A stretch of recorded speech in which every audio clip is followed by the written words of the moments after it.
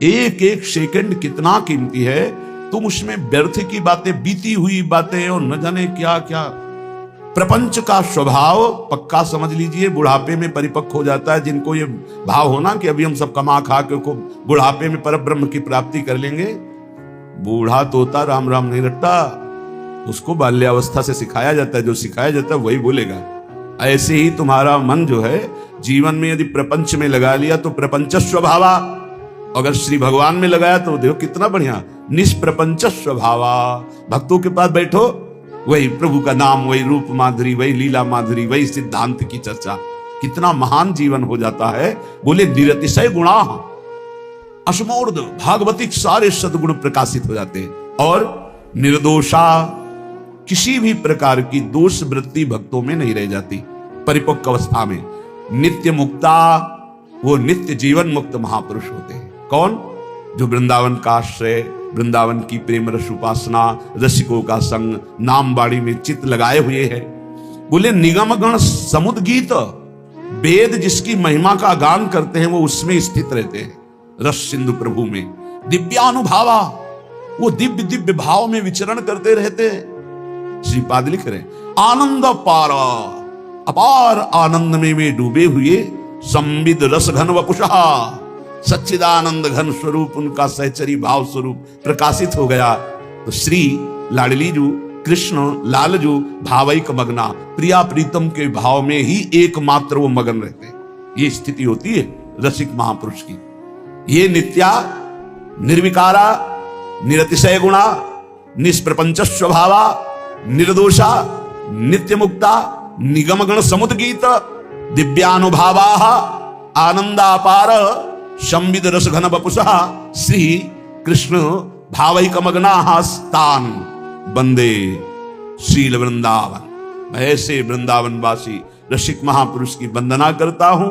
ऐसे वृंदावन के खगमृग पशु पंछी निर्विकार स्वरूप लताओं की वंदना करता हूं। सर्व सर्वार्थ दातृन, यदि इनका संग हो जाए तो समस्त पुरुषार्थ सहज में प्राप्त हो जाए। अर्थ धर्म काम मोक्ष या प्रेम, जो चाहो रसिकों के संग से, धाम की वास से, लता खगमृग पशु पंछी की कृपा से सब कुछ प्राप्त हो जाएगा, धर्म अर्थ काम मोक्ष। इसलिए श्री वृंदावन मवनी प्रकटम प्रकृते परात् परम सुरसम राधा माधव नित्या क्रीडम संत्यज सर्वमाश्रयत।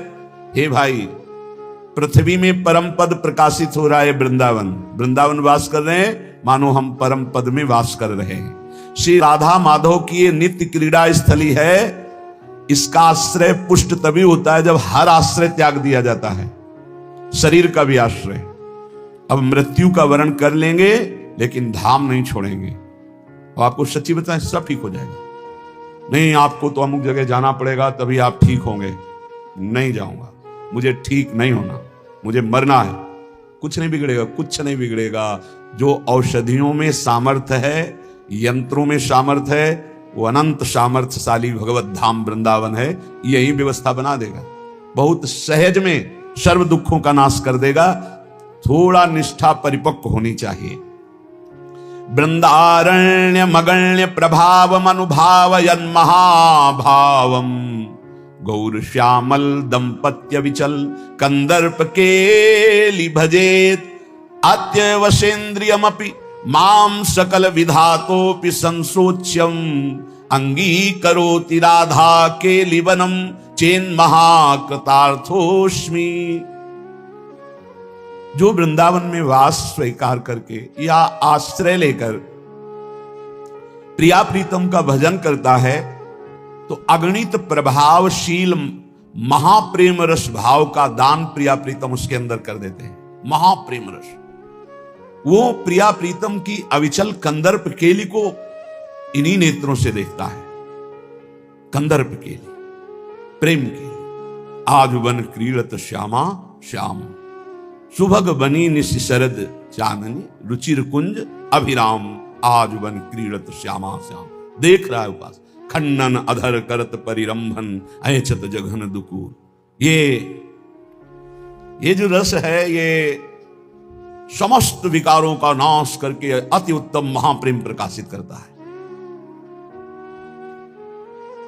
ये केवल शरीर भाव का नाश होने की देरी है।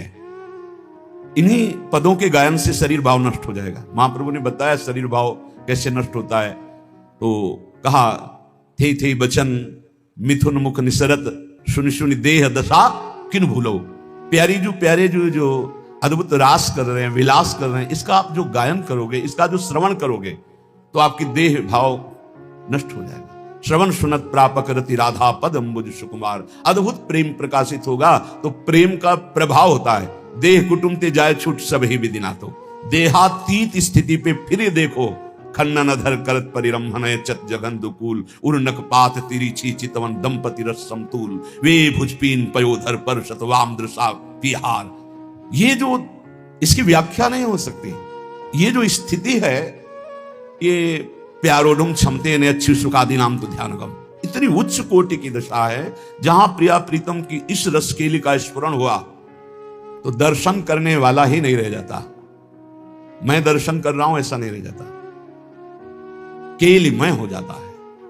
इसीलिए इसे अत्यंत दुर्लभ रस कहा गया है।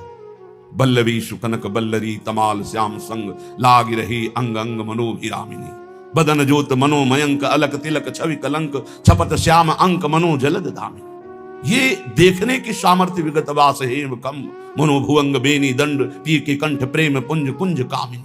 जैसी शोभित हरिवंश नाथ सात सुरत आलसवंत उरज कनक कलश राधिका सुनामिनी। ये सामर्थ्य केवल आचार्य कृपा से प्राप्त होती है। ये कंदर्प केली गौर श्याम जुगल जोरी की ये दान करते हैं। ये भूमि, ये रसिक महापुरुष ये स्थिति दान करते, तब वो इसका पान करता है। अति वशेंद्रियमपि, इंद्रियां अतिशय वशीभूत स्वाभाविक हो जाती हैं। जब ये रसकेली प्रकट होनी होती ना, तो इंद्रियों की चंचलता अपने आप शांत होकर अंतःकरण में अंतर्मुख होकर प्रियालाल में आसक्त हो जाती है। 5 ज्ञान इंद्रियां हैं जो शब्द स्पर्श रूप रस गंध का ज्ञान देती हैं। अब वो प्राकृतिक ज्ञान शून्य होने लगती है। वो शब्द तो प्रियालाल का, स्पर्श सुख तो प्रियालाल का, गंध तो प्रियालाल के श्रीअंग की, उसके सुनने की, देखने की, सूंघने की, स्पर्श की, रसास्वादन की, ये सब वृत्तियां केवल प्रियालाल में हो जाती। अत्य वशेंद्रियमपि माम सकल विधातोपि संशोच्यम। पर सोचनीय विषय यह है कि हम इंद्रियों के वशीभूत हैं, इंद्रियों के भोगों के वशीभूत हैं। मुझको श्री राधा के लिवन वृंदावन ये सामर्थ्य प्रदान करे कि मैं महाकृतार्थ स्वरूप होकर प्रियालाल की रसकेली को देखूं। आस्ताम दुर्मति कोटिर दुश्चेष्टा कोटि रप्यास्ताम परिभूति कोटि रस्तु श्री वृंदारण्य मास्तुते विरहा। बहुत ऊंची बात कह रहे हैं। कोटि कोटि दुर्बुद्धि है हमारे अंदर, करोड़ करोड़ गंदी चेष्टाएं हैं हमारे अंदर, करोड़ों लोग हमारा अपयश कर रहे हैं। पर यदि हमने वृंदावन का आश्रय ले लिया, वृंदावन का वास स्वीकार कर लिया, तो अब ये कुछ नहीं बिगाड़ पाएंगे, क्योंकि प्रिया प्रीतम के प्रेम का विरह, जो विरह प्रेम वो वृंदावन हमें देगा, निश्चित देगा। इसलिए श्रीपाद कह रहे मेरी प्रार्थना है कोटि कोटि दुर्बुद्धि हो, कोटि कोटि दुष्चेष्टाएं हो, कोटि कोटि तुम्हारी निंदा हो रही हो, तो निराश मत होना। ये मानव देव भगवत प्राप्ति के लिए आ जाओ वृंदावन, सत्संग करो, प्रियालाल की शरण में हो जाओ। वे तुम्हें अत्यंत दुर्लभ प्रियालाल का प्रेम जो विरह है ये वृंदावन प्रदान कर देगा, ये रसिक जन प्रदान कर देंगे। सबसे ज्यादा फसाव मन का परस्पर विरोधी शरीरों पर होता है।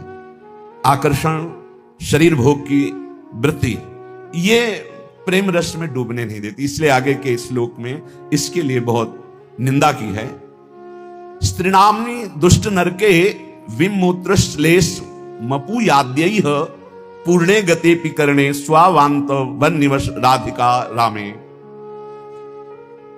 ये जो शरीर भोग की इच्छा सबके अंदर रहती है, चाहे स्त्री हो, चाहे पुरुष हो, चाहे कोई भी हो, यदि भजन करके इस भाव को मिटाया नहीं गया तो चाहे बूढ़ा हो, चाहे जवान हो, चाहे कोई भी, सबके अंदर एक इच्छा जरूर बनी रहती है भोग की, शरीर भोग की।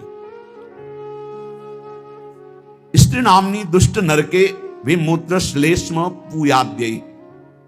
ये दुष्ट बुद्धि जो पर शरीर भोगने की इच्छा रखती है, इसको समझाओ भाई किस द्वार को भोगना है। बोले नरक द्वार को, निरय नरक द्वार, उसी से निकले हो, वहीं जाने के लिए फिर वहीं रति कर रहे हो। होश में महापुरुष जन बेपर्द होकर डांट रहे हैं। क्या है? वीणमूत्र श्लेष्म पूयाद्यई, विष्ठा का द्वार है और मूत्र का द्वार है क्या? घृणित स्थान, दुर्गंध युक्त, नरक का विषय। इसलिए भाई पूर्ण गति पि करणे, कान खोल के सुन लो। स्वावांतन निवश राधिका रामे, श्री किशोरी जी के इस रमण उपवन में यदि आप अपनी अंतिम सुधारना चाहते हो, चाहे जितने दुष्ट रहे हो, चाहे जितने दुष्ट आचरण किए हो, चाहे जितनी तुम्हारी निंदा रही हो, तुम्हें प्रेम मिल जाएगा। पर एक बात से वर्तमान में बचो, शरीर भोग से। मन तुम्हारा गंदा हो रहा होने दीजिए, इंद्रियां तुम्हारी गंदगी की तरफ जा रही हैं, परेशानी कोई बात नहीं, सब ठीक हो जाएगा। लेकिन गंदगी करने की चेष्टा मत करना। ये धाम की बात कह रहे कि अगर आप राधा रामे श्री किशोरी जी के इस महान प्रेम रमणीय वन में तुम्हें आश्रय मिला है, तुम्हें वास मिला है, तो शरीर भोग से बच जाओ, शरीर भोग की चेष्टा मत करना। स्पष्ट कह रहे, कुछ नहीं है पर बहुत आकर्षण इसी का है, बहुत आकर्षण है। वीणमूत्र श्लेष्म पूयाद्यई, जिन द्वारों को स्पर्श करने के बाद कई बार रज लगा के हाथ धोना होता है, उसमें सुख खोज रहे हो। हमें लगता है इनके शरीर में सुख है, इनको लगता है उनके शरीर में सुख है, और दोनों सुख रहित पूरा जीवन व्यतीत कर देते हैं। सुख की खोज गलत नारकी गति में। दुष्ट नरके, ये स्वभाव दुष्ट नरक की प्राप्ति कराएगा। बचो, ऐसे संसर्ग से बचो जिसमें ऐसी भावनाओं की पुष्टता होती है। हरिरीति वृंदावन रति विवेक विरतिश्च दुरमुत किरति, स्त्री रूपा हरिमाया तदुपर मायाति दूरतो पायः। हरिमाया फंसाती है सबसे जोरदार शरीर भोग में, और धामों में तीर्थों में तो ज्यादा, क्योंकि पाप बने तुम्हारी दुर्गति हो, नरक जाओ। देख लो, जितने भगवान के परम पावन धाम हैं, तीर्थ हैं, इनमें विशेषता शरीर भोग की सुविधा आपको बहुत मिल जाएगी, बहुत मिल जाएगी। बहुत सावधान, आए किस लिए हो, क्या करना है, ये ध्यान देना है। हरि रीति ये हरि की माया है। हरि माया तदुपर माया ति दूर तो पाया। ये भगवान की भक्ति में, भगवत प्राप्ति में, भगवत धामों में, भगवत तीर्थों में सर्वत्र पाई जाती है, क्योंकि हरि की माया किसी और की नहीं कि आप प्रवेश नहीं कर सकती। ये तो दिव्य वृंदावन में प्रवेश नहीं कर सकती, प्रगट वृंदावन में खूब धूम है। हरिद्वार चले जाओ, काशी चाहे जहां चले जाओ, ये तो खूब देखा है। काशी के घाटों में जहां अकेले बैठते थे, वहां देश विदेश की जोड़ियां आकर के, जोड़ियां की जोड़ियां ऐसे बैठी हुई विविध प्रकार के व्यसन कर रहे दिखाई दे रहा था। अपने को संभालो, लंका निश्चर निकर निवासा, और वहां विभीषण जैसा महाभागवत हुआ। अगर भक्ति करनी है तो लंका में भी भक्ति कर ली, और अगर भक्ति में ढिलाई रख ली तो धाम में भी नहीं कर पाओगे। यहां भी बहुतायत है, बहुतायत। ये बहुत समझने का विषय है, बहुत समझने का विषय। चाहे स्त्री शरीर हो, चाहे पुरुष शरीर हो, भगवत प्राप्ति के लिए बढ़िया दांव लग गया, वृंदावन का आश्रयवास मिला है, तो इसमें हरि माया जाल रचती है। भक्ति में, धाम में, तीर्थों में ऐसा मत समझो कि भक्ति में माया का प्रवेश नहीं हो सकता। नहीं, वो भक्ति बन के आ जाएगी, भक्ति बन के आ जाएगी, सेवा का भाव प्रकट करेगी, भक्त रूप धारण करेगी, क्योंकि जानती है भक्त हैं ऐसे तो फंसेंगे नहीं। तो माया का मतलब क्या है? जादूगरनी। बस समझना है कि भक्ति और माया का अंतर क्या, कैसे पहचानोगे कि माया या भक्ति? जाके संग कुमति मति उपजय करे भजन में भंग, ये माया है। चाहे वो वृत्ति हो, चाहे वो व्यक्ति हो, चाहे वो वस्तु हो, चाहे स्थान हो। जिस व्यक्ति वस्तु स्थान के संसर्ग से भगवत विस्मरण हो जाए, नियम संयम भ्रष्ट होने लगे, आपका चिंतन टूटने लगे, फौरन पकड़ो वो माया है। वो कोई भी हो, जिसके संग से संयम बने, भजन बनने लगे, नित्य दिनचर्या भागवतिक होने लगे, हमारा जीवन उज्जवल कांतिमय होने लगे, वो भक्ति है। वो चाहे किसी भी रूप में हो, वस्तु व्यक्ति स्थान किसी भी रूप में। इसलिए हरि भक्ति की प्राप्ति के लिए हरि माया से बचना होगा। विवेकवान वैराग्य रूपी अस्त्र से काट के फेंक देता है और अविवेकी इसी में डूब जाता है। बड़ी कृपा हुई, बहुत बढ़िया जिंदगी भर तरसे हैं, अब मिल गया है खान पान भोग सामग्री, भोगो और नरक जाओ। योग से भोग और भोग से रोग, पहुंचो नरक। बहुत संभलने का खेल है, बहुत संभलने का। स्पष्ट कह रहे हैं, चाहे आस्ताम दुर्मति कोटिर दुश्चेष्टा कोटिरप्यास्ताम। बहुत ध्यान से सुन लो। तुम्हारी करोड़ों प्रकार की दुर्बुद्धियां रही हैं, करोड़ों प्रकार के दुष्कर्म किए हो, करोड़ों प्रकार से तुम्हारी निंदा हुई है।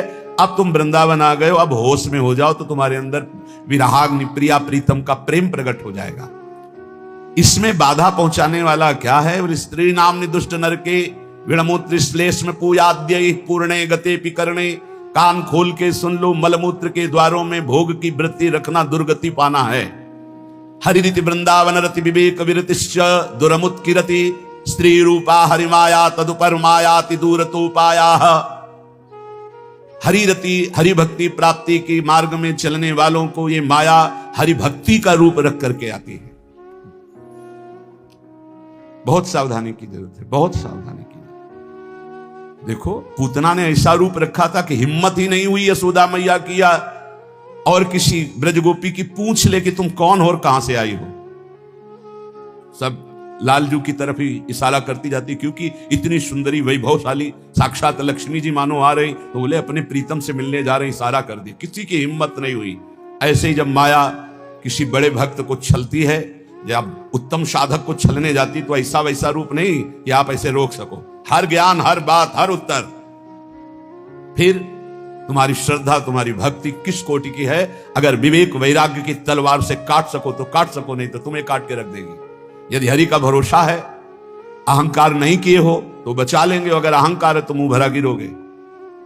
देवर्षि नारद जैसे महाभागवतों को भी परास्त करने की सामर्थ्य ये हरि माया रखती है।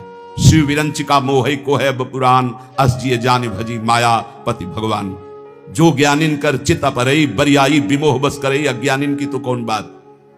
इसलिए उत्तम कुरुते योषिदत दृष्टैव दुष्ट मदिरेव अतिवन वसति रसक्या हा वृंदारण्य किन्नु में भविता।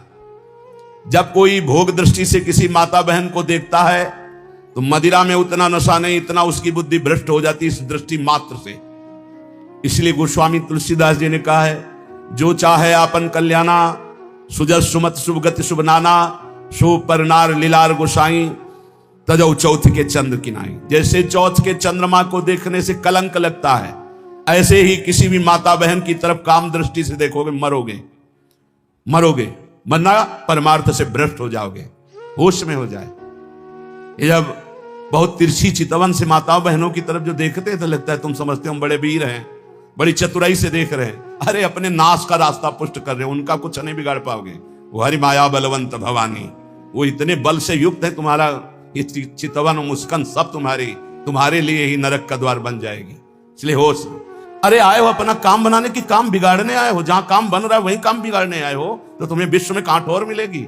धाम में सत्संग में तुम इधर उधर ताक झांक करोगे। अरे तुम्हें धिक्कार है, दुनिया में ताक झांक करते हो, यहां तो अपनी तरफ झांक लो, यहां तो अपने अंदर झांको कि तुम क्या हो। वही बहिर्मुख वृत्ति, वही। अरे जिसको तुम भोगने की दृष्टि से देख रहे हो, जगत भोगता है उसके अंदर, वो देख रहा है तुम्हारा सर्वनाश कर देगा, ऐसी जगह गिराएगा जहां उठने के लायक नहीं रहोगे। हमारी बातें थोड़ी कड़वी लगेंगी, समझ लो। हमसे हजारों गलतियां हुई, हजारों गलतियां हो सकती, लेकिन कहां हुई ये तो ध्यान रखो। धाम में हो, यहां तो थोड़ा दिमाग सही कर लो। कह रहे हैं उन्मत्तमेव कुरुते योषित दृष्टैव। जब हरि माया से आंख मिलाओगे ना, इतने में तो तुम्हारा होश उड़ा देंगे। देख लो इनकी। कह रहे उन्मत्तमेव कुरुते योषित दृष्टि, भगवान कह रहे मत देखो उधर। नहीं कहते हम बड़े सूरवीर हम देख रहे हैं, तो उनके पास बाण क्या है, जा देखो, अब जाओ बैठोगे ध्यान में, वही मुस्कुराहट आएगी। बहुत सावधान। शास्त्रवेत्ता जो महापुरुष कहते हैं, तो क्या श्रीपाद ने देखा है क्या? संत जन जो कहते हैं, अभी अब प्रक्रिया नहीं पता है, मन को जोड़ दिया तो जैसा तुम्हारे मन में चल रहा है वैसी पूरी अपने मन की बात कहते हुए वैसे ही बता देंगे। उन्मत्त में वो कुरते योषित दृष्टियैव दुष्ट मदिरेव, ये और कोई नहीं है, वही मोहिनी ठाकुर है जिसके तुम दास बनने निकले हो। बड़े प्रवीण बनते वो कहते हैं संभाल के रखो दृष्टि। कैसे संभालो? बोले यो माम पश्यति सर्वत्र सर्वम च मयि पश्यति तस्याहम न प्रणश्यामि सच में न प्रणश्यति। ऐ मेरे साधक, ऐ मेरे दास, मेरे स्वरूप को देखो। एक भी देवता मोहिनी ठाकुर से मोहित नहीं हुआ था, क्योंकि पता था मेरा ठाकुर है। जब किसी माई दाई बहन को देखो तो उसके चरणों की तरफ देखो। गोरे गोरे चरणारविंद मेरी प्रियाजू के, मेरी प्रियाजू की सखियों के बलिहारी है प्रभु। और अगर तुम सूरवीर बन के आंख में आंख मिलाए तो कह रहे उन्मत्त में वो कुरते योषित दृष्टैव दुष्ट मदिरेव। आपकी बात क्या है? हम एक महात्मा की बात बता रहे हैं। इतना भजन कर रहे थे कि शरीर की शुद्धि नहीं थी, पूरे शरीर में दीमक लग गई थी।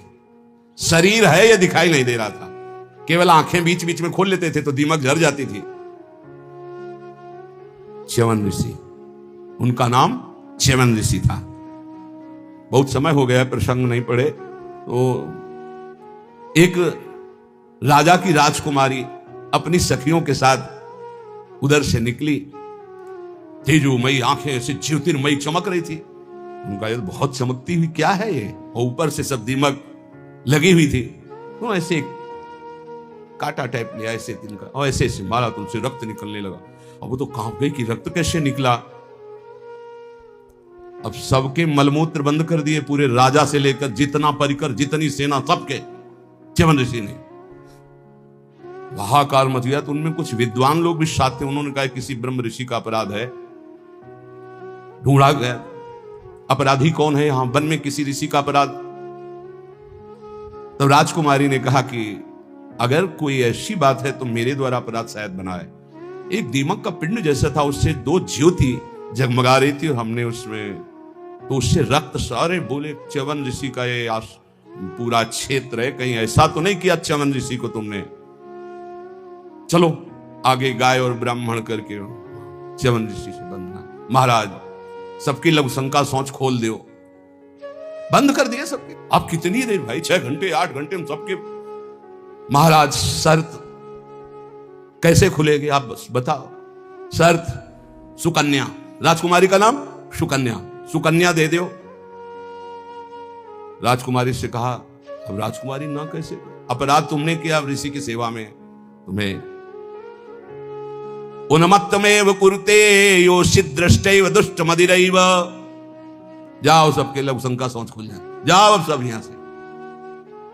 वो तपस्या के द्वारा महल वैभव और अपना स्वरूप प्रकाशित किया जो देवराज इंद्र के पास भी नहीं। तपस्या का प्रयोग कहां होने लगा, कहां गया तपस्या का माया। ऐसे ही महाराज हमारे पड़ोसी सौभरी जी महाराज, सिवार लग गई थी शरीर में और यमुना जी में समाधि। मछली को देखा खेलते हुए, मैथुन करते हुए। देख लो मोबाइल देखने वालों, जब मैथुन मछली का देखा तो महाराज को लगा कि है कोई सुख। बताओ, अभी तक जल में हजारों वर्ष समाधि लगाने वाले महात्मा ब्रह्म सुख का हुआ अनुभव, और मछली के मैथुन सुख को देखकर सोचा अब तो इस सुख का अनुभव करेंगे। तो सामर्थ्यशाली महात्मा कहां जाए, तो छोटे मोटे घर गृहस्थी के पास थोड़ी गए, चक्रवर्ती सम्राट राजाधिराज मानधाता के पास। दुर्गंध आ रही थी मछली किसी शरीर से, सिवार पानी के अंदर की, हड्डी हड्डी थी, गाल चपके हुए, आंखें तेजोमयी, देख के डर जाए आदमी। महाराज तो मानधाता बहुत बड़े प्रतापी राजा हुए हैं। महाराज आज्ञा कीजिए। बोले विवाह करना चाहता हूं। बोले आदेश कीजिए, किससे कराए? बोले आपकी राजकुमारी से। 50 कन्या थी। घबरा गए कि ऐसे महात्मा के लिए अगर राजकुमारी समर्पित कर दी तो मतलब राजकुमारी का जीवन क्या होगा, महलों में पल। तो उन्होंने कहा महाराज जो तुम्हें राजकुमारी पसंद हो पसंद कर ले आप उसे, क्योंकि जानते थे ना बोले कि सांप, तो सांप कौन भोगे, इनको पसंद ही कौन करेगा। बोले महाराज जो तुम्हें पसंद कर ले, तो समझ गए सौभरी जी तपस्या के द्वारा ऐसा रूप बनाया।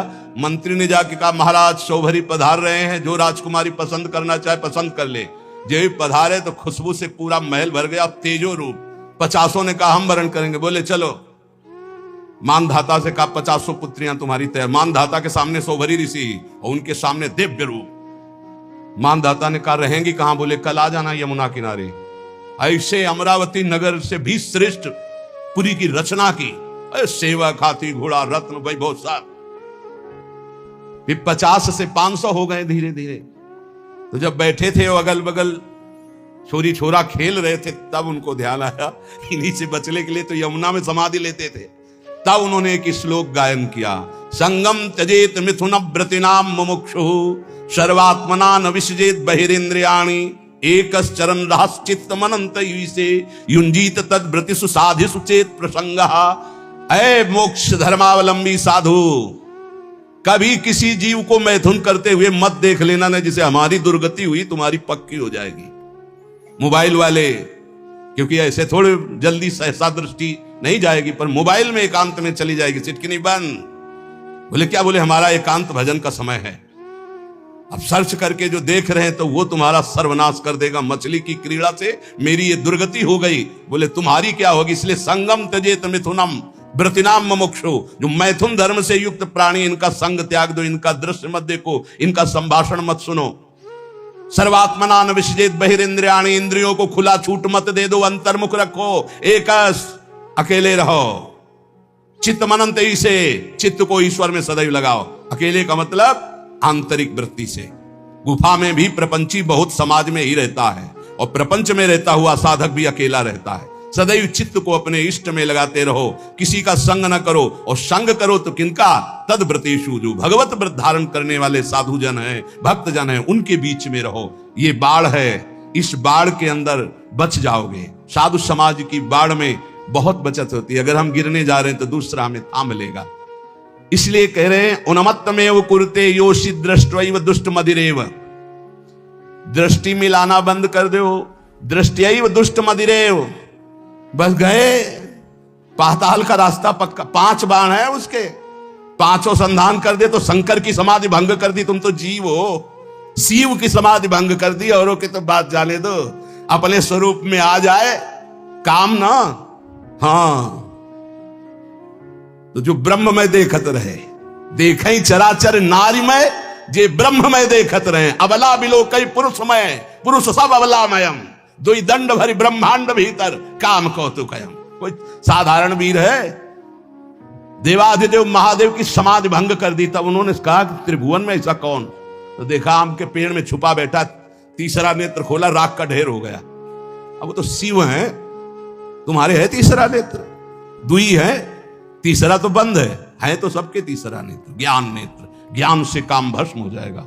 या प्रेम नेत्र खुले हृदय में, या बुद्धि में ज्ञान चक्षु, वो गुरुदेव की कृपा से खुलते हैं। अज्ञान तिमिरांधस्य ज्ञानांजन शलाकया चक्षुरुन्मीलितम मेन तस्मै श्री गुरुवे नमः। ए भाई मान लो, ऐसे बात करो जब बात करना हो। ये बहुत ही सावधानी की प्रार्थना कर रहा हो। निज अनुभव ये कहूं खगेशा, पक्का जरा सी भी चूक हुई तो जीवन भर पछताना पड़ेगा। ये ऐसा घाव है, ये ऐसा दलदल है, ये ऐसी फिसलन है, ये ऐसी डूबन है जिससे निकल पाना मुश्किल है। मुस्कुराहट तो जिंदगी की खो जाएगी। जो आनंद की मुस्कुराहट के लिए निकले हो नष्ट हो जाओगे। इसलिए इसे सौभाग्य मत समझना कि बड़े भाग मानुष तन पावा और मिल गया सौभाग्य। ऐसे सिखाता है मन।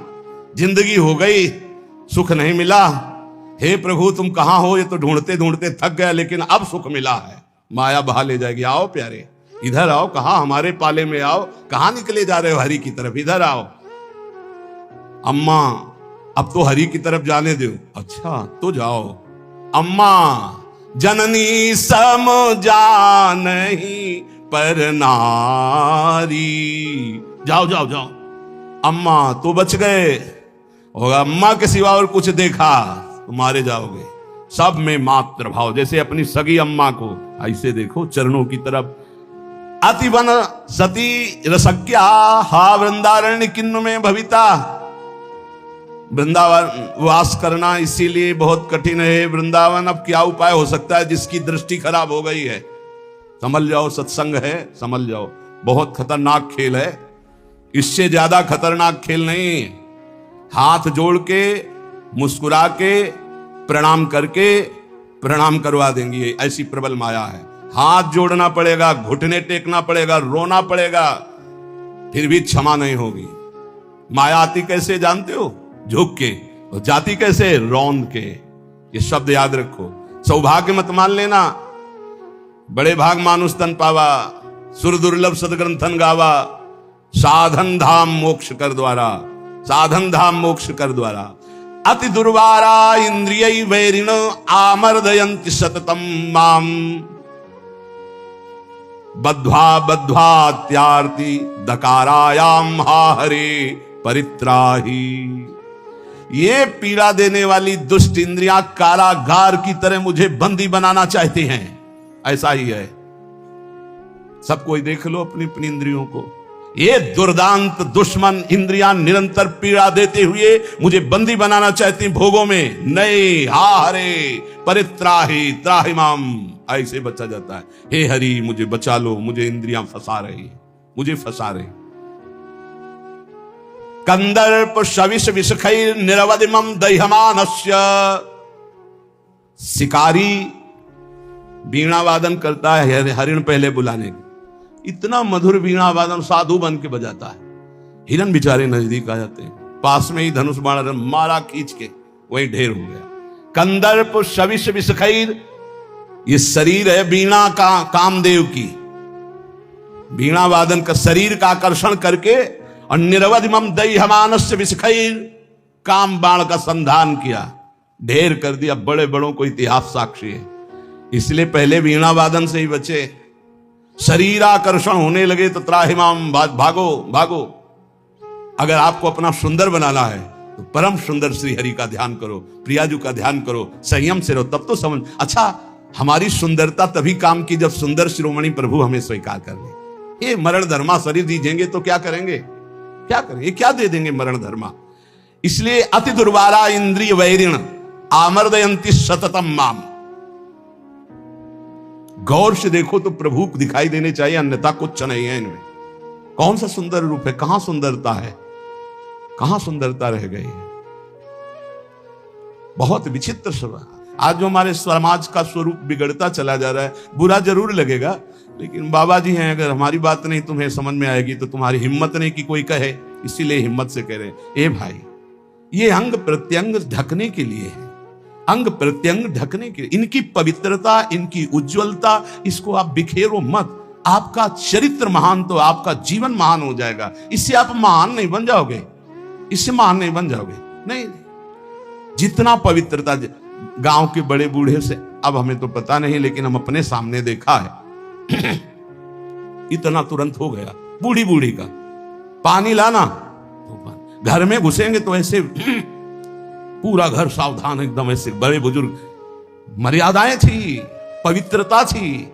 उसी का परिणाम राष्ट्र भक्त, भगवत भक्त, प्रेमी संतानें होती थी, चाहे बच्चा हो चाहे बच्ची हो, एक से एक उज्जवल कीर्ति वाले। आज बच्चा बच्ची ऐसे हो रहे हैं, अपने माता पिता को पीट रहे हैं, अपमानित कर रहे हैं, मनमानी आचरण कर रहे हैं, और कह दो तो ऊपर से अंकुश आ जाए। तुम होते कौन हो कहने वाले? कौन होते हो कहने वाले? कोई किसी को कह नहीं सकता। नहीं, हम इसलिए कह सकते हैं कि हम शास्त्र, संत, गुरुजन, इनका अधिकार है समाज पर, और समाज का इनके ऊपर अधिकार है।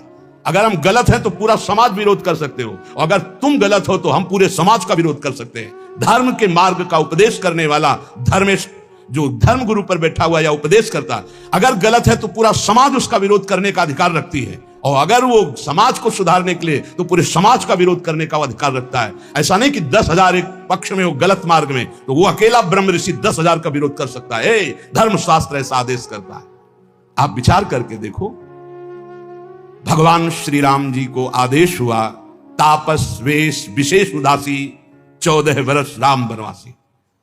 भगवान नंगे पैर, सारी कैसी मर्यादा से सिया जी को, जहां नाव पे चढ़ाना है तो सीय चढ़ाई चढ़े रघुराई, आगे जान खींचो, हर व्यवस्था, हर सूत्र थोड़ी सी चूक जानकी जी की तरफ से लीला विस्तार के लिए लक्ष्मण जी को उपस्थित वचन दिला के गए थे कि एक क्षण के लिए जनक नंदिनी को अकेला मत छोड़ना, पर जानकी जी ने जाओ, राम जी संकट में, उनका काल के भी महाकाल का संकट कौन, माता आप ऐसे वचन मत बोलो। तो उनका आप मुझे समझ में आ रहा है भगवान कोई लीला करना, ऐसे रेखा खींची और कहा मां इस रेखा को क्रॉस मत करना, इस रेखा को किसी की सामर्थ्य नहीं त्रिभुवन में ये क्रॉस करके आपको छू ले। लेकिन लक्ष्मण रेखा को पार हर समय। आप इन बातों पर ध्यान दीजिए, रामचरितमानस की कैसी पोशाक होनी चाहिए, कैसी व्यवस्था होनी चाहिए, कैसी चाल ढाल होनी चाहिए, हमारा जीवन कैसे मंगलमय हो सकता है। उस पवित्रता का ही प्रभाव था कि इतना त्रिभुवन को भयभीत कर देने वाला रावण जानकी जी के सामने नेत्र नहीं मिला सकता था, और अशोक वाटिका में जाके रखा, बार बार मनाता रहा, और जब उठाया था तो ऐसे नहीं उठाया था, सीता चरण बंदी सुख माना। हे जगत जननी, मैं जानता हूं यद्यपि मैं जो कृत्य कर रहा हूं अपने विनाश के लिए, अपने मंगल के लिए कर रहा हूं, पर मैं जानता हूं कि आप कौन हैं, इसलिए मेरा प्रणाम स्वीकार करें। और जब तक आप लंका नहीं पहुंचती तब तक हम असुरों का उद्धार होगा ही नहीं, इसलिए हम अपने उद्धार के लिए आपको ले जा रहे हैं। और ले जाकर के अशोक वाटिका में रखा था, ना कि जहां महल में और रानियां थी वहां भी रख सकता था, लेकिन नहीं, शुद्ध अशोक वाटिका में, और राक्षसियों का पहरा, और त्रिजटा जी को जानता था, वो कोई साधारण नहीं था। जिस समय खर और दूषण मारे गए, सूचना पहुंची खर दूषण मारे गए, अच्छा खर दूषण मूषम बलवंता मार सके को बिनु भगवंता, बिना भगवान के इनको कोई, भगवान आए तो भजन न होए तामस देहा। मैं राक्षसी स्वभाव का तामसिक वृत्ति का हूं, भजन तो होगा नहीं। अब कैसे इनसे, अब इनसे मन वचन कर्म से बैर करूंगा, और बैर के द्वारा परम पद प्राप्त। और ऐसा दृढ़ निश्चयी कि जब गर्दन अंतिम में कटी तो कहा राम रन हतो पचारी, श्रद्धा से लई बैर से पुकारा, कहा राम रन हतो पचारी। जिस समय जनकपुर में यज्ञ हो रही थी, धनुष यज्ञ, सब पहुंचे थे, ये भी पहुंचा, बाणासुर भी आए हुए थे, कुछ मांगलिक गुरु चर्चा हुई, क्योंकि दोनों के गुरु एक ही हैं, भगवान शिव। कहा आप भी तो धनुष उठाने आए, बोले नहीं, इस धनुष उठाने में कौन सी बात है, जब 20 बार कैलाश सहित भगवान शिव और पार्वती को उठा लिया तो उनका ये धनुष है। मैं धनुष उठाने नहीं आया, मैं धनुष उठाने वाले को निमंत्रण देने आया। बोले कौन है यहां धनुष उठाने वाला? बोले पहले भगवान श्री राम जब विश्वामित्र जी के साथ पधारे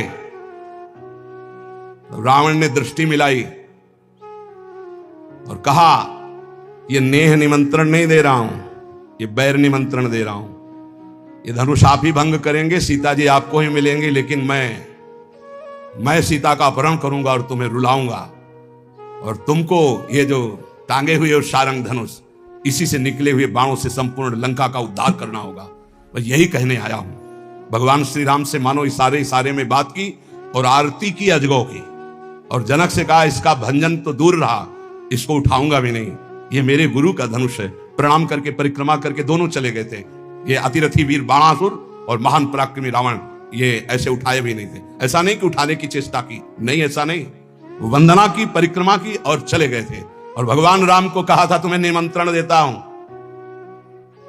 आकर पूरी लंका का उद्धार आपको करना है, इसलिए सीता जी से ब्याह तो आप करो और वास मेरे यहां करेंगी, क्योंकि इन्हीं के चरणों के प्रताप से ऐसी अपावन लंका पावन होगी। उन्मत्त में वो कुरते योषित दृष्टि दुष्ट मदेर, जो हमारा शास्त्र कहता है उसको ध्यान दो।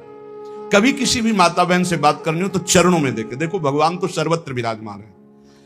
जिस समय भगवान ब्रह्मा जी ने सृष्टि रचना प्रारंभ की तो सनक सनंदन सनातन सनत कुमार प्रकट हुए, उनसे कहा सृष्टि रचो, बोले शब्द ही नहीं, ये शब्द ही नहीं, हमारी सृष्टि में ही नहीं, हमारे चिंतन में ही नहीं। हर समय समाधिस्थ हरिशरणम। फिर और ऋषि प्रकट किए, सब अपने स्वरूप में स्थित। तब फिर अपने शरीर के दो भाग किए, एक में महाराज मनु और एक में शतरूपा। फिर ये परस्पर ऐसा आकर्षण प्रकट हुआ जिससे सृष्टि वर्धन, नहीं सब ब्रह्म स्वरूप, सब भजनानंदी, भजन में डूबने के लिए। तब ब्रह्मा जी ने अपने शरीर के दो भाग किए, वामांग से शतरूपा और दाहिनी भाग से महाराज मनु, और यहां से फिर ये मैथुन सृष्टि प्रकट हुई। जिसे भगवत मार्ग में, चाहे वो गृहस्थ हो या विरक्त, गृहस्थ है जिससे पाणी ग्रहण मात्र किया उससे, विरक्त है तो संपूर्ण चराचर जगत में अपने इष्ट का भाव रखते हुए चलना है, नहीं तो अति दुर्वारा इंद्रिय वैरिण आमर्दयंती सततम माम।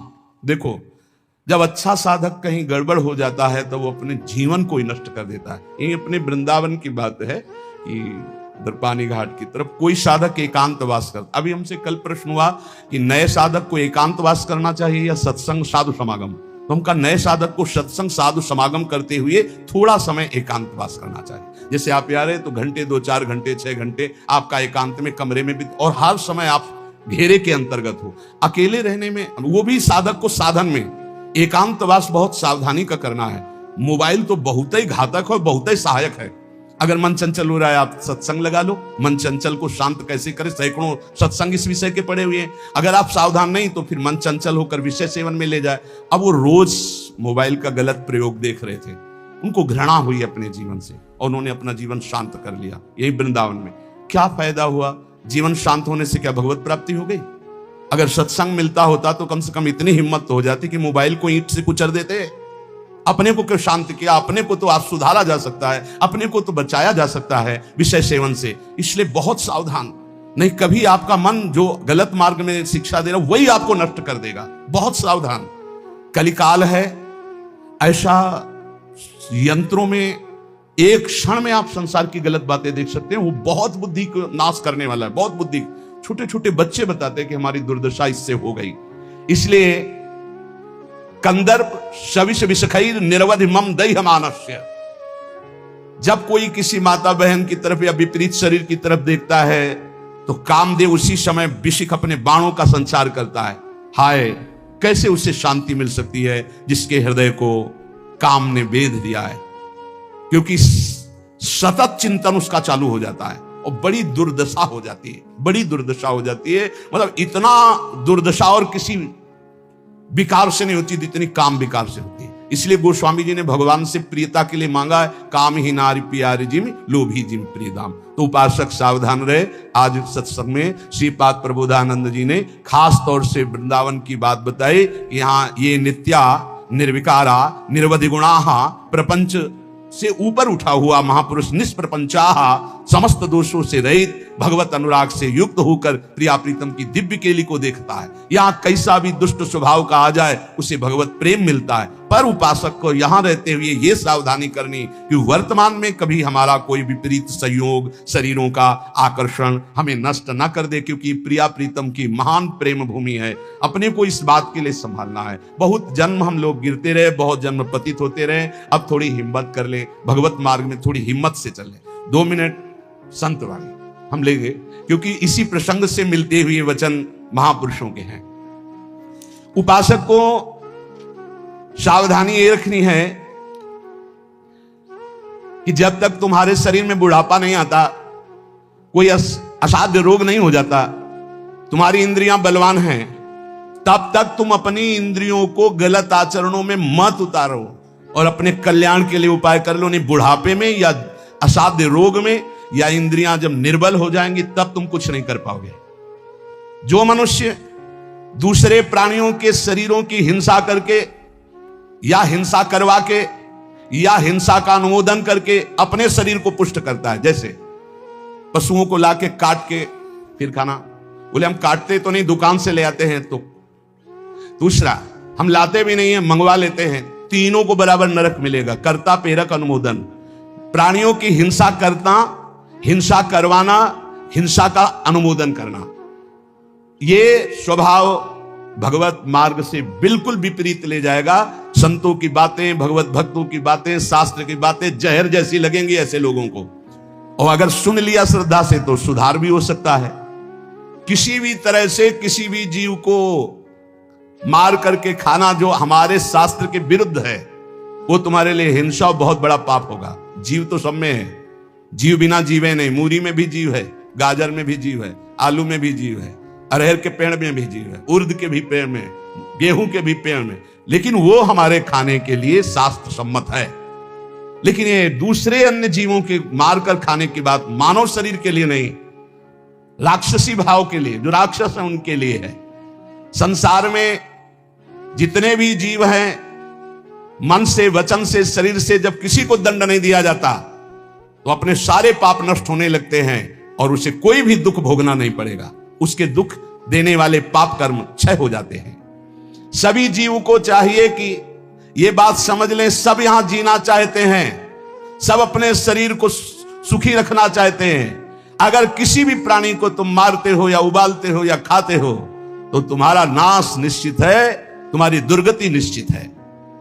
अपने स्वार्थ के लिए काम से, क्रोध से, भय से यदि किसी को पीड़ा पहुंचाते हो, काम से 4 लोग मिलकर किसी के साथ ऐसा अभद्र व्यवहार करना या मार देना या ऐसा कर देना, तुम ये सत्य समझ लीजिए कि तुम्हारी दुर्गति पक्की है। ये महापुरुषों के वचन है।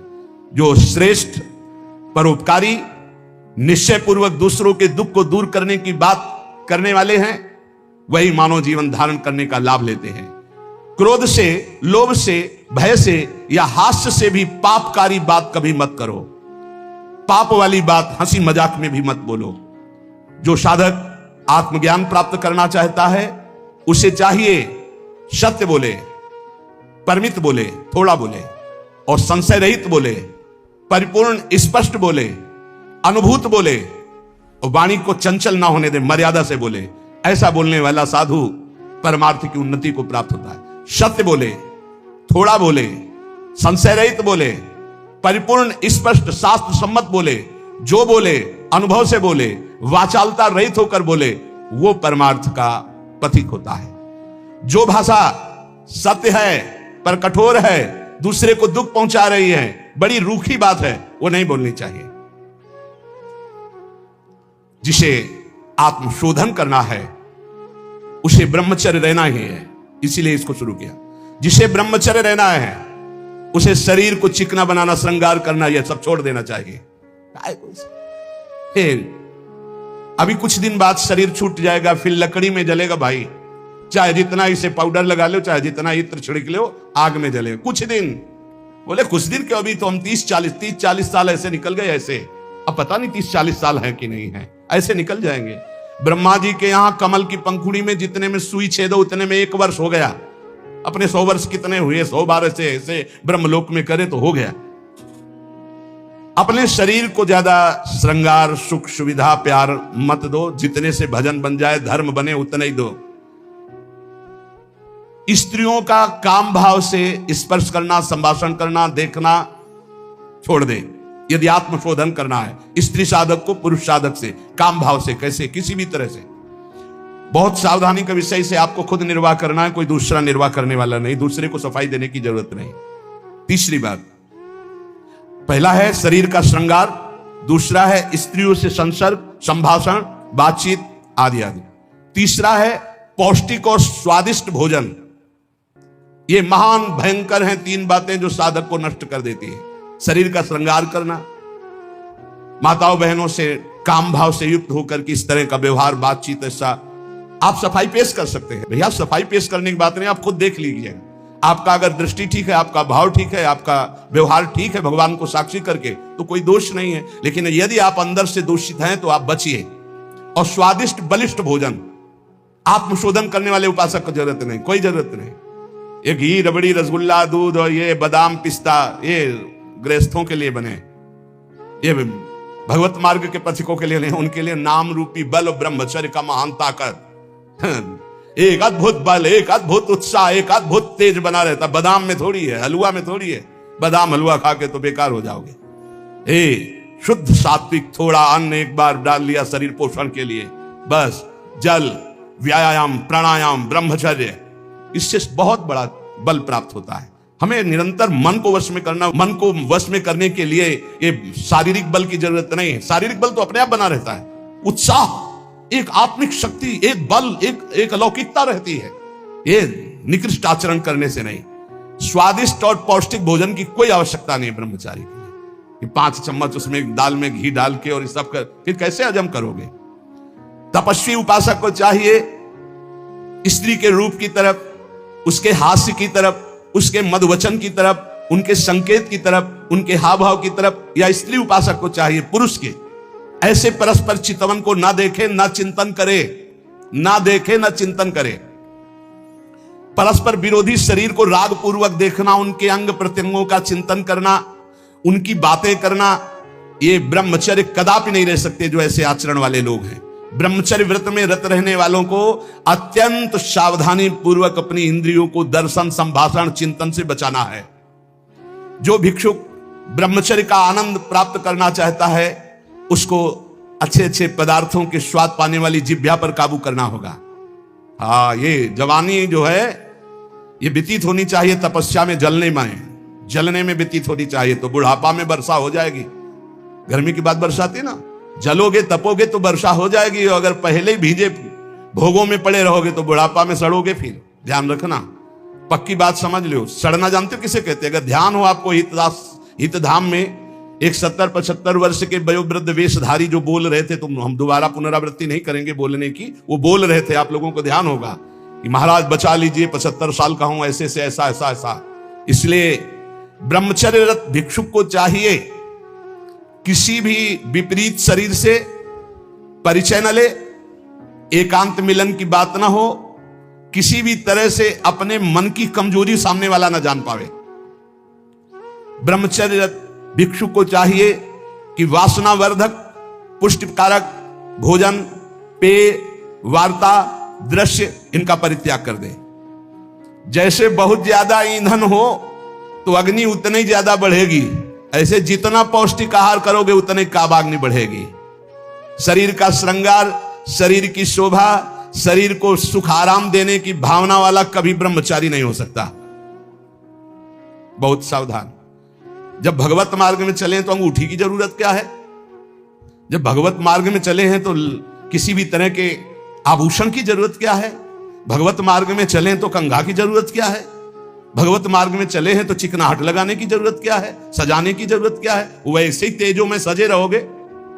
दो ही प्रकार से भगवत मार्ग में रहने वालों की पद्धति है, या तो पूरे बाल मुड़वा दे या पूरे बाल रखे 10-20 वर्ष बनाए रखो फिर मुड़वा दो, या पूरे जीवन बनाए रखो, और या फिर 2-2 महीने 4-4 महीने के नियम में उनका मुंडन कराते रहो। ये कंघा लगाना, ये सेटिंग करना, फिटिंग कर, ये सब नहीं है।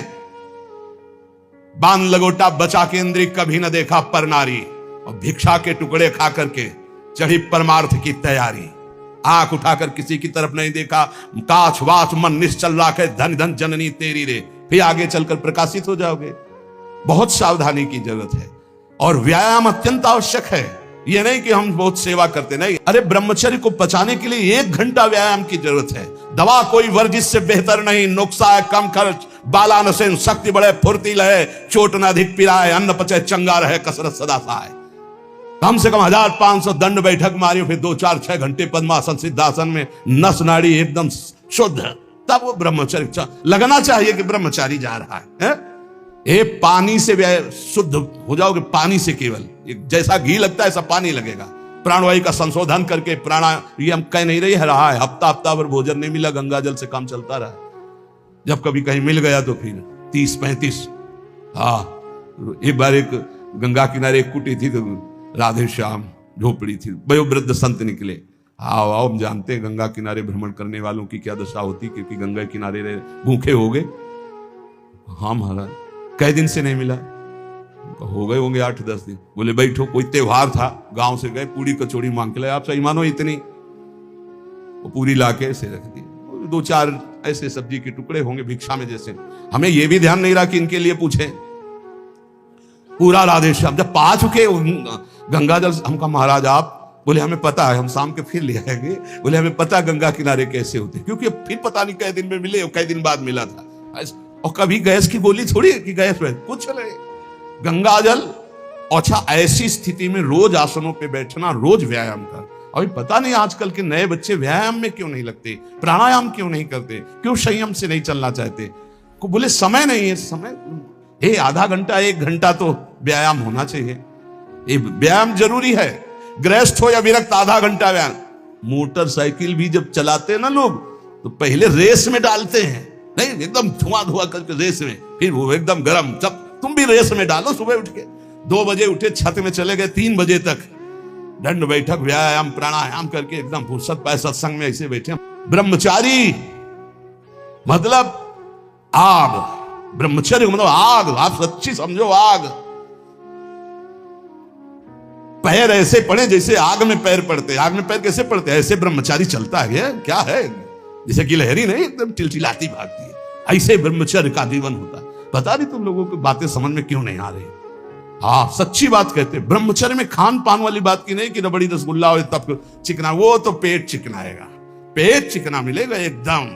और ब्रह्मचारी के नेत्र होते हैं, नेत्र बोलते हैं। जैसे जंगली सिंह के नेत्र हैं, ऐसे ब्रह्मचारी के नेत्र होते हैं। उसके नेत्र में एक पावर होता है, एक दबाव पक्ष होता है। वो जिस पर नेत्र डाले तो एक बार झुक जाए सामने वाले के नेत्र। ब्रह्मचर्य का ऐसा पावर। देवलोक सहित समस्त देवता उसे नित्य नमस्कार करते हैं जो ब्रह्मचारी होता है।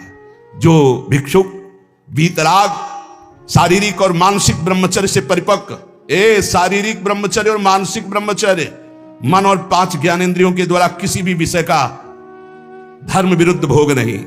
ये ब्रह्मचर्य धर्म है, ये ध्रुपद है, ये नित्य है, ये शाश्वत है। पूर्व काल में कितने महामुनि इससे सिद्ध हो गए, इसलिए वर्तमान में और भविष्य में भी जो शुद्ध ब्रह्मचर्य का पालन करेगा वो परम पद का अधिकारी होगा। हिंसा, झूठ, चोरी, मैथुन और परिग्रह और रात्रि का भोजन, जो इनको छोड़ देता है वही भिक्षुक सिद्ध होता है। फिर सुन लीजिए, हिंसा मन वचन कर्म से किसी भी जीव की नहीं। झूठ बिल्कुल नहीं बोलना, चोरी किसी की नहीं करना। चोरी का तात्पर्य है अगर किसी का खेत है, किसी की वस्तु है, किसी का अधिकार है, हम बिना पूछे नहीं छुएंगे। अगर वो दतून भी लेनी है और किसी के दरवाजे पे पेड़ है तो हमें इंतजार करना होगा।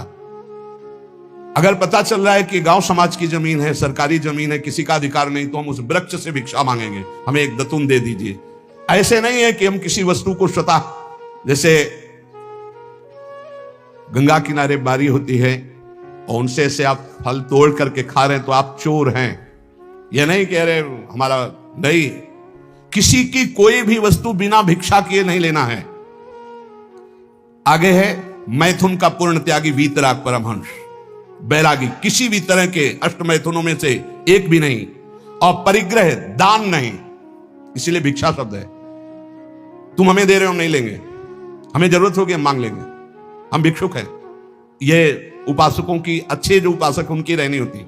ले 100 रुपया नहीं जरूरत है हमें, आधा घंटा बाद जरूरत होगी तो हम किसी से मांग लेंगे। भाई अगर हमें जहां लगेगा तो हम 5 लोगों से मांग लेंगे अगर जरूरत है, लेकिन हम तुम्हारे देने पर नहीं लेंगे। तुम्हारे देने पर दान होगा, हमारे लेने पर भिक्षा होगी। हमें जब आवश्यकता होगा, जहां से श्री जी प्रेरित करेंगे, हम मांग लेंगे, हमें नहीं चाहिए। हिंसा, झूठ, चोरी, मैथुन, परिग्रह और रात्रि का भोजन, ये साधक कभी रात्रि में भोजन न करें। और सूर्य अस्त होने के 30 मिनट पहले या 30 मिनट बाद, बस इसके आगे नहीं जाना चाहिए। जिसको ब्रह्मचर्य रहना है, साधना में रहना है, एक 9, 10, 11 बजे आराम से आप खूब बतरा के अच्छे अच्छे पदार्थ पा रहे हो, ये सब साधना के खिलाफ बात है। अगर इस समय भोजन नहीं होता, 4, 5, 6 सूर्यास्त के 30 मिनट पहले और 30 मिनट बाद तक, फिर आप पानी पी के काम चलाओ या दुग्ध ले लो 200-250 ग्राम। भोजन भरपेट मत करो, क्योंकि हमें 1 बजे रात्रि से जगना है, 2 बजे रात्रि से जगना है, हमें साधना में लगना है। और ठसाठस 11 बजे तक यहाँ पा लिए तो 10-11 बजे तक के लिए वो प्रमाद स्थिति पैदा कर देगा।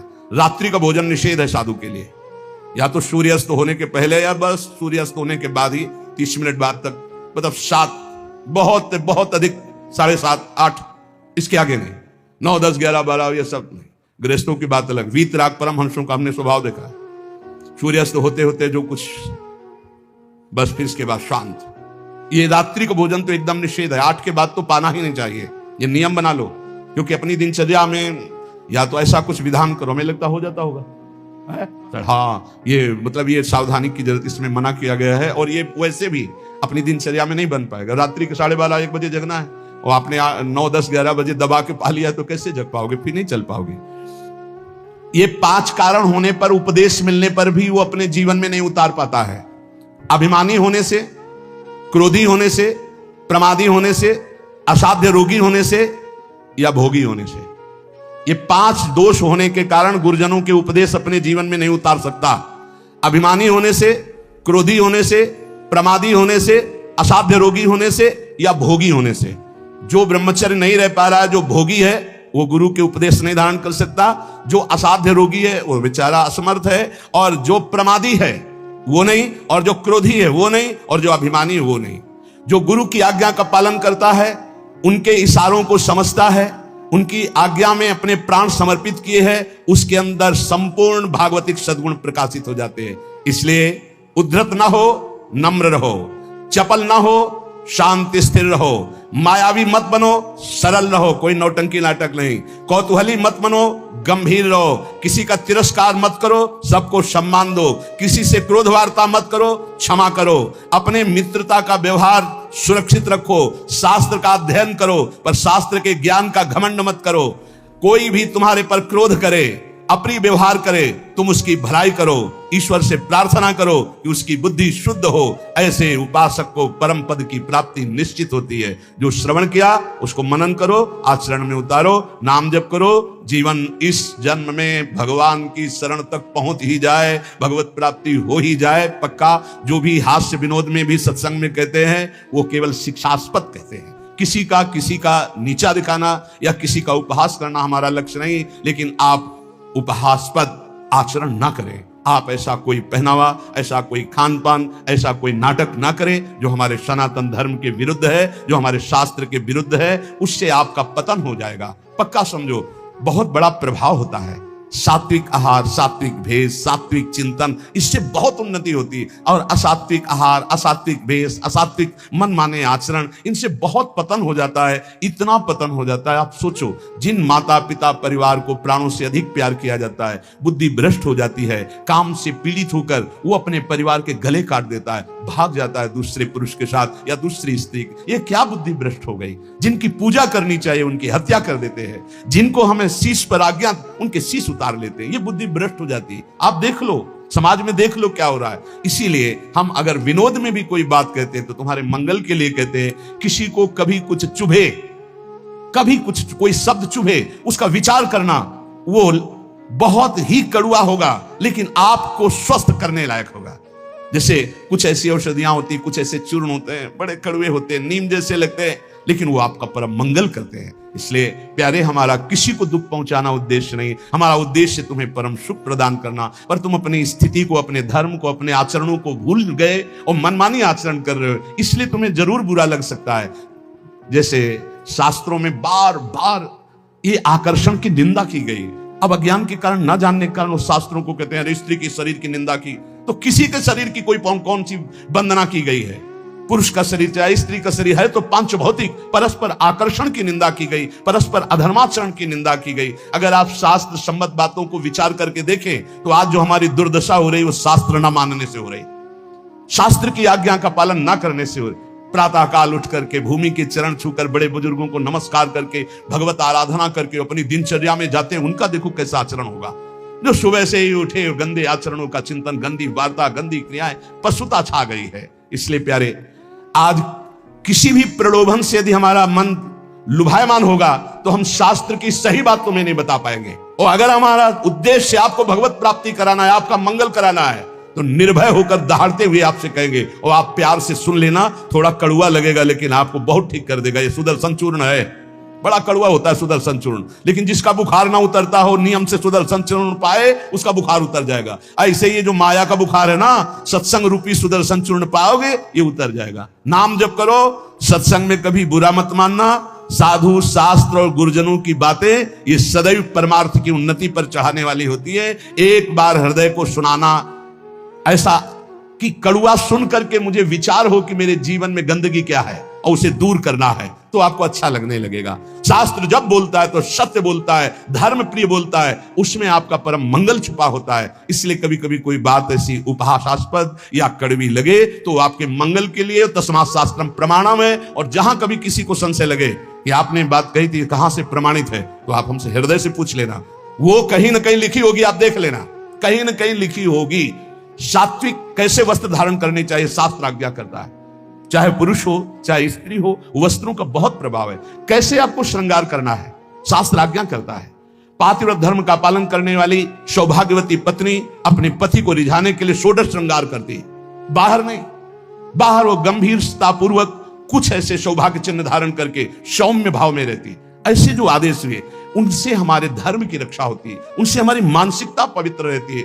लेकिन पातिव्रत धर्म, एक पत्नी व्रत धर्म जो शास्त्राज्ञा करता है, या ब्रह्मचर्य व्रत धर्म अब ग्रंथों में लिखे रह रहे, कोई बिरला इन बातों को समझ रहा है नहीं। विदेशी आचरण हमारे देश में पधार रहे, ये जो धर्म स्थलियां हैं विदेशी भाव आ रहे हैं। तो हमें लगता है सत्संग ही है एक जो तुम्हें डांट सकता है, सत्संग ही है एक जो तुम्हें झकझोर सकता है, सत्संग ही है जो तुम्हें गिरे हुए को शब्द के द्वारा उठा सकता है। आज गुरु कृपा से, श्री जी की कृपा से हजारों लोग इन्हीं कड़वी बातों को सुन सुनकर उठकर खड़े हो रहे हैं, अपने गंदे आचरणों का त्याग करके भगवत मार्ग में चल रहे हैं। इसलिए सबसे प्रार्थना है, नाम जप करो, जो तुम्हें कड़वा लगे उसे बार बार मनन करो, वो तुम्हारे मन की गंदगी को दूर करके प्रियालाल से मिला देगा। विश्वास करो, प्रियालाल से मिले बिना ये मनुष्य जीवन बिल्कुल व्यर्थ जीवन है। फिर और योनियां देखो, ऐसी गर्मी हो रही है, पानी जगह जगह छोटे छोटे सरोवर जो होते थे वो सूख चुके हैं, पानी की बड़ी अव्यवस्था है। सोचो उन पशु पक्षियों को जहां आसपास नदी नहीं है। पहले तो धर्मात्मा लोग छोटे छोटे ऐसे पानी की व्यवस्थाएं करते थे पशुओं के लिए। सैकड़ों जगह वृंदावन में ऐसी नादी बनी हुई थी जिनमें शीतल जल भरा होता था गौओं के लिए। एक जगह भी खोजना मुश्किल हो जाएगा। पशुओं के लिए, पक्षियों के लिए पानी की बड़ी व्यवस्था है। तुम तो मनुष्य बिस्लरी की बोतल खरीद लोगे, उनको कहां से है? विचार करके देखो।